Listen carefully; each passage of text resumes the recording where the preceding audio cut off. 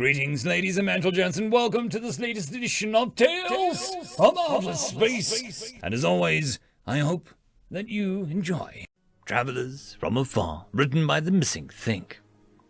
This all happened when my grandfather's grandfather was a child.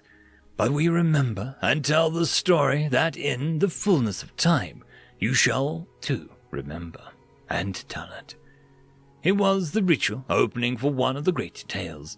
The stories passed down across the generations which told the history and what it meant to be a bassoon. There were 23 of us gathered around the fire, 24 if you included my cousin Dida, barely 2 months old. All of us sat in respectful silence to listen to Sikla the elder, even Dida doing nothing more than gurgling contentedly. They came to us in a great ball of fire, traveling across the skies faster than a man can run, and the sound of their passing was as thunder. At this point, the older members of the tribe drummed their feet on the hard dirt floor to simulate the noise. The elder let it build for a few seconds, growing louder as it reverberated back from the cliffs, before bringing his hands together in a booming clap, silencing his audience. As the last echoes faded away, he resumed his tale. And so it was that they reached the ground, though we knew it not. Many amongst the tribe were scared, not knowing what had occurred and fearing what they could not explain.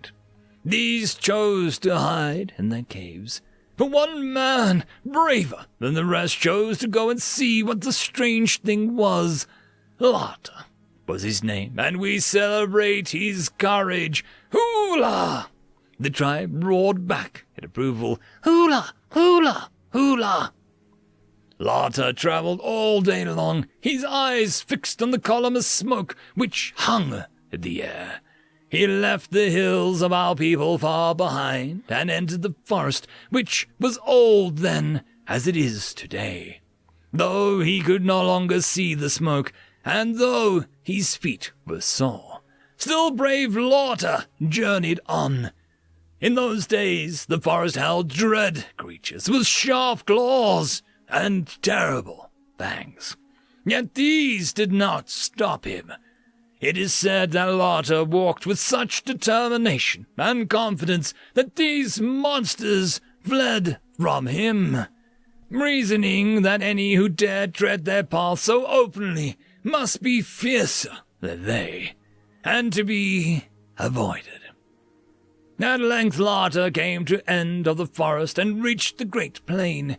What he saw there caused even brave Lata to pause and consider turning back.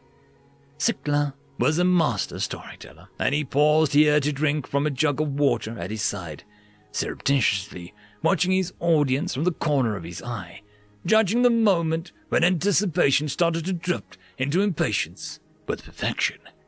He continued, Carved into the soil of the plain was a great furrow, as though some giant had dug a fingernail into the dirt and dragged it along. At the end of this furrow was a source of the smoke Lata had been pursuing, still too distant to be seen. Reasoning that to travel so far only to turn back would be foolish, he called on the strength of his ancestors and pressed on. The audience thumped their fists against their chests in a gesture which passed for applause amongst their people, admiration shining in their eyes. The sun was setting as Lata reached the end of his trek, but the many small fires provided enough light for him to see. The ground was littered with shattered remnants of something. Twisted pieces of material he didn't recognize lay everywhere, some blackened by fire, others still burning. To Lata, it looked like a mess left by a thrown egg. If that egg had held fire and been the size of the largest tree in the forest. Towards the edge of the wreckage sat a remarkable object, shaped like a seed, as tall as Lata was high and 3 times as long. It shone orange in the dying sunlight. Cautiously, did Lauder approach the strange seed, creeping forward on his bare feet until he stood before it. Sickler made a sound with his tongue. Tock, tock, tock. 3 times Lauder rapped on the outside of the seed with his knuckles. The surface was hard, too hard to break, yet it sounded hollow. He walked to the other side and struck it again. Tock, tock, tock. That same hollow, ringing sound. With the night rapidly approaching, he moved back into the shelter of the long grasses, and Lauder slept. Morning came, and Lauder awoke to strange noises, like the chattering of beasts. Fearing for his safety, he rose carefully and parted the grass to peer out at his surroundings.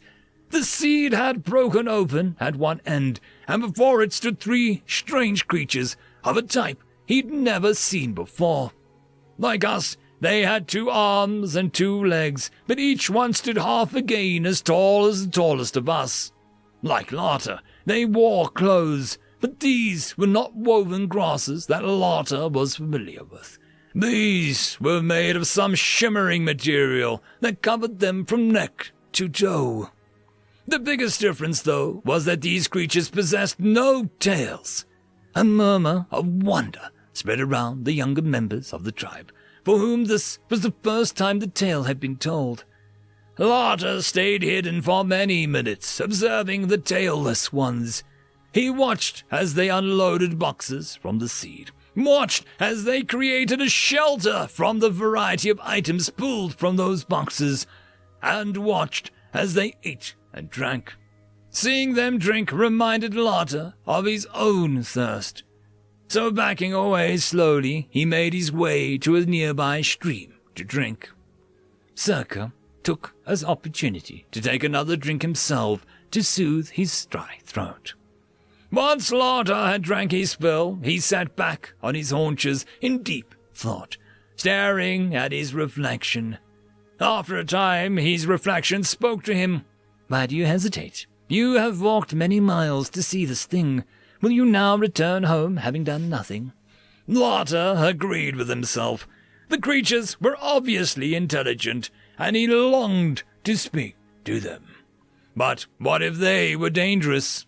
Wise, Lauder thought, then thought some more, until a plan came to him. He walked off into the bush, picking the largest leaf he could find. He loaded it with fruits and berries, pausing only to eat a few for himself. He made sure to pick only the ripest and juiciest of fruits for his platter. Creeping back to the seed, he paused to peer through the long grasses again. The creatures were all gathered around a pile of wood. One of them knelt and pointed at the wood, and it burst into flame. Lauder was so surprised he nearly dropped his leaf. In those days, fire was a precious thing for his tribe, even more than it is now. He remembered his time as a child when he had been a fire tender, responsible for keeping it fed and burning through the long night. It had been an awesome responsibility. A tribe without fire would go cold and hungry. It could even lead to the death of the tribe as people left to make new home with another group who tended theirs properly. Lauder recalled himself to his plan. With one eye on the creatures, he crept from his hiding place and put the platter of fruit and berries on a flat rock before scurrying back to his hiding place. It didn't take long for the creatures to see it, and they crowded around, speaking in loud noises to each other. The one who seemed to be the chief took up one of each fruit and disappeared into the seed. He soon returned and separated out 2 kinds of berries before all of them ate the remainder. With the platter cleared, the leader placed the container on the platter next to the rejected berries, then ushered his companions back to stand in front of the seed. This is what wise Lauder had been hoping for, an offering for an offering. Making sure the strangers stayed well back, he moved cautiously from his hiding place and investigated the container.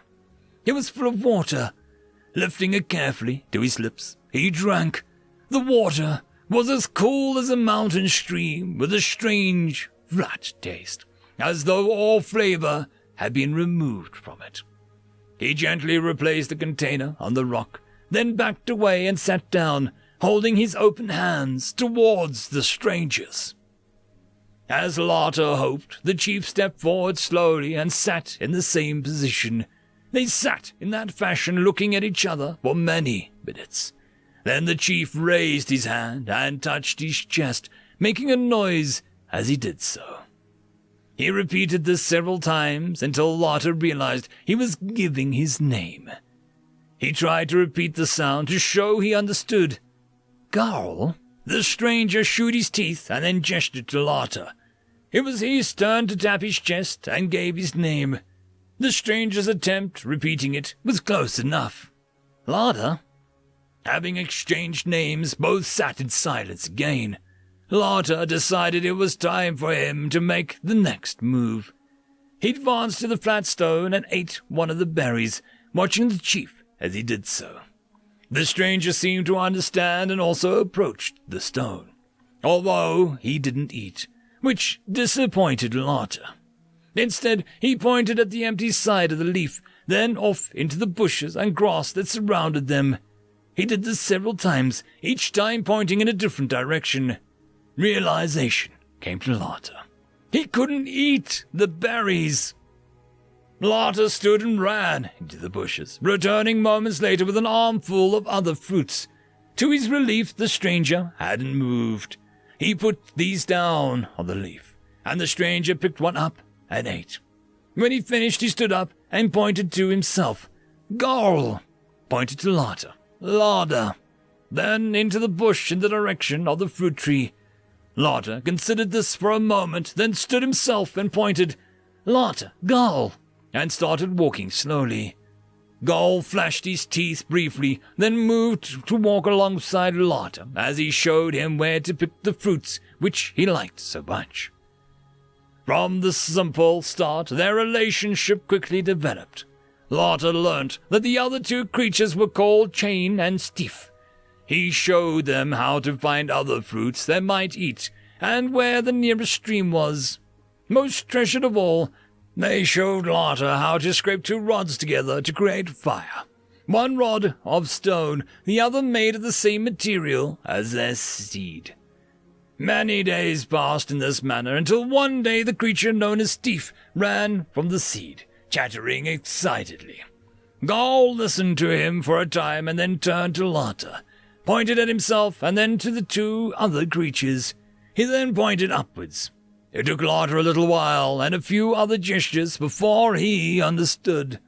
The creatures would be leaving, returning to the skies from which they came. This made Lotta sad, but seeing the joy on their faces, he understood that this had to be. Garl led Lotta into the long grasses. With a series of gestures communicated that he should stay hidden. Before leaving, he pressed the fire-starting rods into Lotta's hand, holding it there for a moment. Lotta stayed where he was and watched as the creatures hurriedly loaded their boxes back into the seed. With the last of their equipment moved, they stepped into the entrance. Garl paused to look back at his hiding place, and raising his hand, the sides of the seed moved, closing the hole as if it had never existed. Moments later, Lotta saw something in the sky above. It descended rapidly and settled over the seed, hiding it from view. Almost without pause, it rose again, leaving nothing behind but dented and discolored grass. Lotta made a long journey back to his tribe, clutching the fire rods tightly in his hands. When he returned, there was much rejoicing amongst these people. He had been gone for so long that many had thought him dead, devoured by the beasts of the forest. Proudly he recounted his tale. Many doubted his words, saying that he had eaten too many overripe fruits. But these voices were silenced when he produced the rods that he had been given and used them to make fire before their eyes. This ends the tale of brave Lotta, who befriended the gods and brought the gift of perpetual fire to the bassoon. Hoola! Hoola! Hoola! End of story. The algorithm reckons you should be watching this video next, and I recommend that you should be always watching my video. So, click with energy! And yes, clicking that does help the channel. Thank you very much. I would just quickly like to give thanks to our Tier 5 members: Elithia, Barky, Fudicule, Meridian117, Cam Maxwell, Casper Arnholtz, Albard and Gusta, Savage Patch Papa, and Lord Azrakal.